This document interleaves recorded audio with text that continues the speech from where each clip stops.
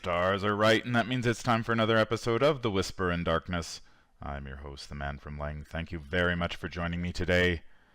On this episode, I am wrapping up my review of the player cards in the Path to Carcosa Deluxe expansion with a look at the 4 Survivor cards in the box. Make sure you check out my other reviews if you haven't had a chance to already. There are spoilers throughout if you care about that sort of thing, so with that in mind, let's get started. The first Survivor card in the box is Lantern. It's a 2-cost asset with an intellect icon and the item and tool traits. You may take an action to investigate. Your location gets -1 shroud for this investigation, or you may take an action and discard the lantern to deal 1 damage to an enemy at your location. This action does not provoke an attack of opportunity, and Lantern takes up a hand slot. The obvious comparison here is with the flashlight from the core set. Lantern only lowers the shroud value of a location by 1 rather than by 2. However, Lantern doesn't use supply tokens, so it will never burn out, unlike the flashlight. If you're finished investigating for a scenario, or the whippoorwills are giving you some trouble, or you just want to equip a baseball bat ahead of a boss fight, you can pitch the lantern at an enemy at your location. And that includes elite enemies, and you can do a point of damage to them. Lantern is a natural fit in a William York deck. I mean, the guy's carrying one in the picture on his card, for Pete's sake. I guess that's the designer's subtle way of giving us a hint about how this card is to be used. Joking aside, I think if you defeat an enemy like the whippoorwills with the lantern, Yorick can trigger his response, pay 2 resources, and put the lantern back into play. I'd gladly pay 2 resources to kill an annoying whippoorwill or a pack of rats, especially if I knew I could recur it right away and pull off the trick repeatedly. Other investigators could always try recurring Lantern with Scavenging from the core set, or Resourceful, which is another card in this box that we'll look at in a moment. Now, I've never had much success getting Scavenging to work, but it's a solid plan in theory. In that case, you probably want a pair of lanterns so you can keep one in play at all times to improve your odds of triggering the scavenging. I really quite like Lantern, and I suspect it's going to replace Flashlight in a lot of Survivor builds. The -1 shroud obviously pales in comparison to the Flashlight, but any card that lets you damage an enemy without making a skill test is great, and it's definitely worth a look. Doubly so if you have the option to recur it with Scavenging, Resourceful, or William Yorick's ability. The second Survivor card in the box is Gravedigger Shovel. It's a 2-cost asset with a combat icon. It has item, tool, weapon, and melee traits, and it takes up a hand slot. It has the game text action, fight. You get +2 combat for this attack, and action, discard Gravedigger Shovel, discover 1 clue at your location. Now, William York is also pictured carrying a shovel, so it goes without saying that the Gravedigger Shovel is probably intended for him. I get the hint, designers. However, I'm not as enthusiastic about the Gravedigger Shovel as I was about the Lantern. So let's start off looking at the positives. I mean, Yorick is swinging for 6 combat with this thing. That's a pretty great position to be in heading into a fight.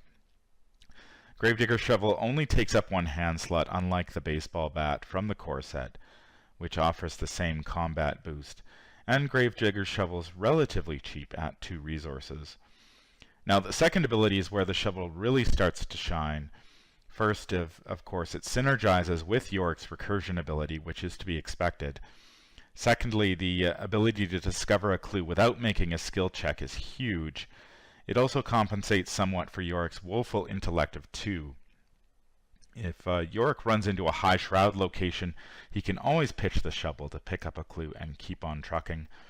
Hopefully there's an enemy nearby that he can kill to get the shovel back. The shovel is also extremely helpful if locked door, obscuring fog, or locations with odd abilities become prevalent. Unfortunately, the Gravedigger Shovel also has a few negatives working against it. For starters, it's in the same class as Fire Axe, which is one of the best weapons released during the Dunwich Legacy cycle, and quite possibly one of the best weapons released in the game so far. Given the choice between the two, most players are going to gravitate toward the Fire Axe for the extra combat punch, as well as the damage bonus. And speaking of that damage bonus, the fact that the Gravedigger Shovel lacks one is a serious liability. I recently tried to take down a pit boss with one of these things in the House Always Wins, and it was painfully slow. It was so slow, in fact, that an Albanian thug had time to join the fray before the pit boss was dead, and the investigator unfortunately met a grisly end. The case for Gravedigger Shovel isn't helped by the fact that William Yorick's off-class is Guardian, which gives him access to a lot of other great weapons with damage bonuses, such as the machete or the 32 Colt. Of course, Yorick can compensate for the shovel's inadequacy by picking up a vicious blow, but you're only going to be able to use that once or twice a game. Again, I'd much rather scrounge up the extra resources or skill icons to boost my combat, rather than rely solely on vicious blow for my damage bonuses. If Yorick's primary role during a scenario is going to be combat, he'll probably want to pick up a better weapon than the shovel to deal with enemies quickly. And the quicker you deal with enemies, the more often you get to trigger his ability, which is also a bonus.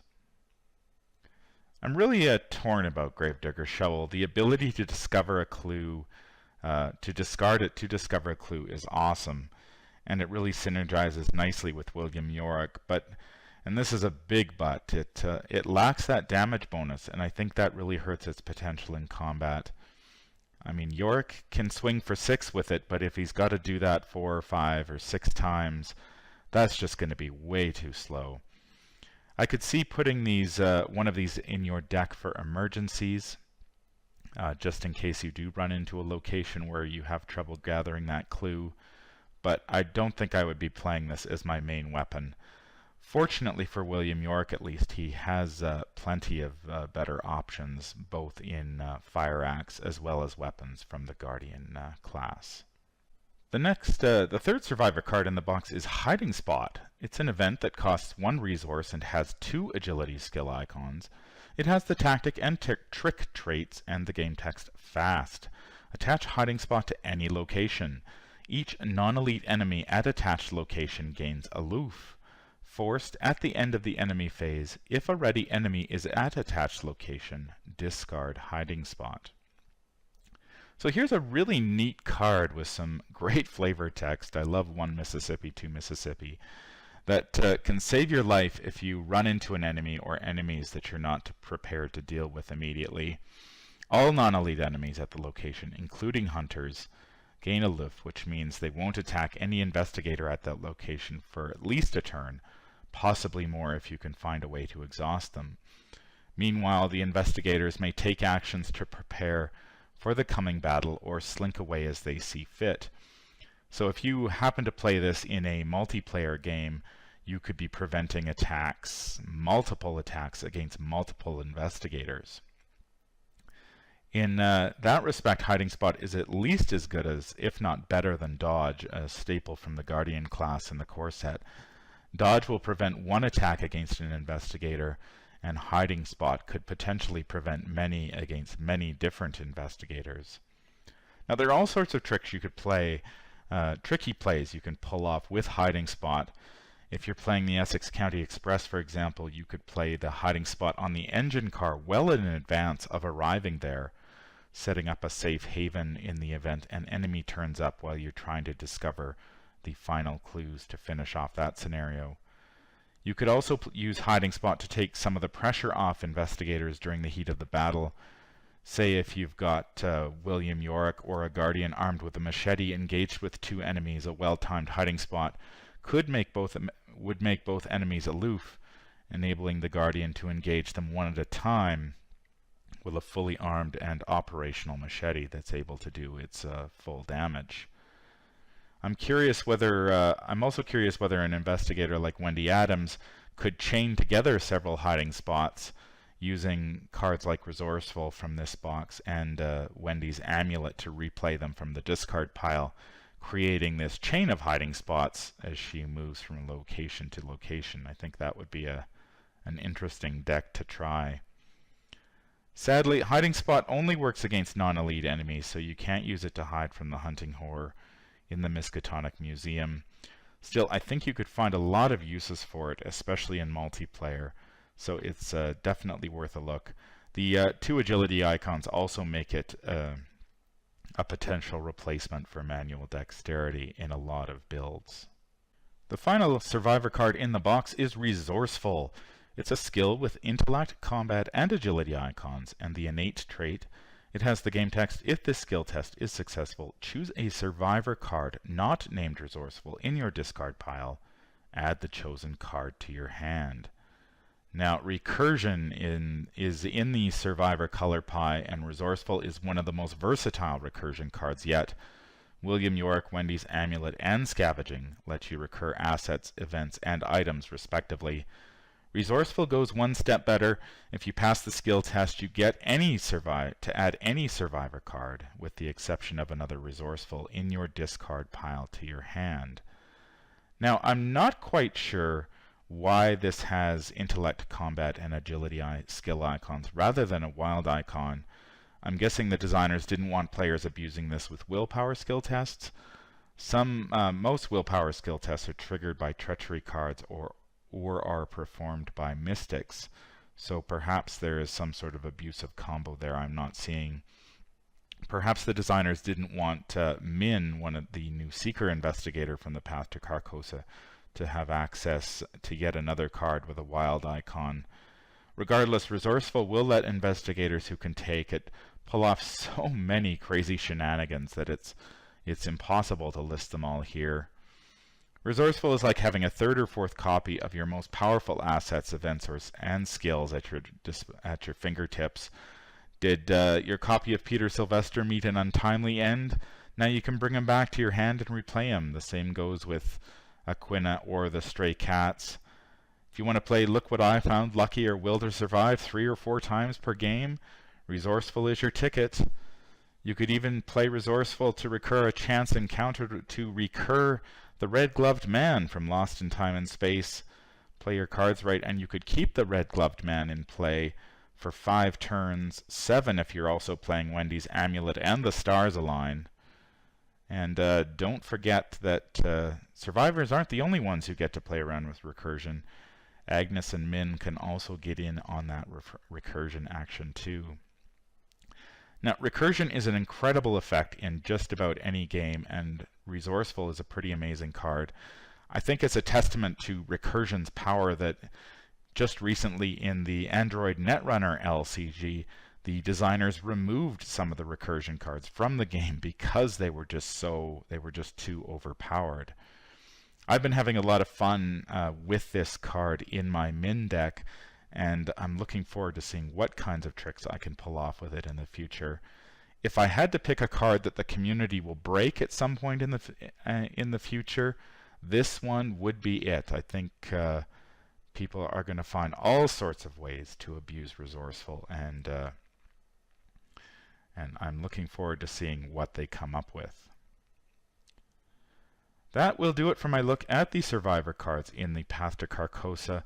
I think the survivors do extremely well. Lantern is a great alternative to Flashlight, and its ability to kill an enemy without making a skill test is extremely potent. I'm not as wild about the Gravedigger Shovel, but it can discover a clue if you happen to get locked out of a location, and I think that alone merits a closer look. Hiding Spot can prevent multiple attacks by multiple enemies during a turn, so I'm looking forward to seeing what you can do with that, possibly in Wendy. And Resourceful is amazing. What can I say? It allows you to recur the best of the survivor cards, and there are plenty of those that you can bring back multiple times per game. That's going to do it for me today. If you enjoyed this review, I'd appreciate it if you could leave me a thumbs up. It helps out the channel a great deal. Do you agree or disagree with this review? Please leave a comment down below. Make sure you hit that subscribe button to be notified of when I release future content. If you'd like to contact me, I can be reached at manfromlang@gmail.com. I'm also on Twitter at manfromlang. Until the stars are right, keep your shotgun close and your elder sign closer. Take care out there, and happy investigating.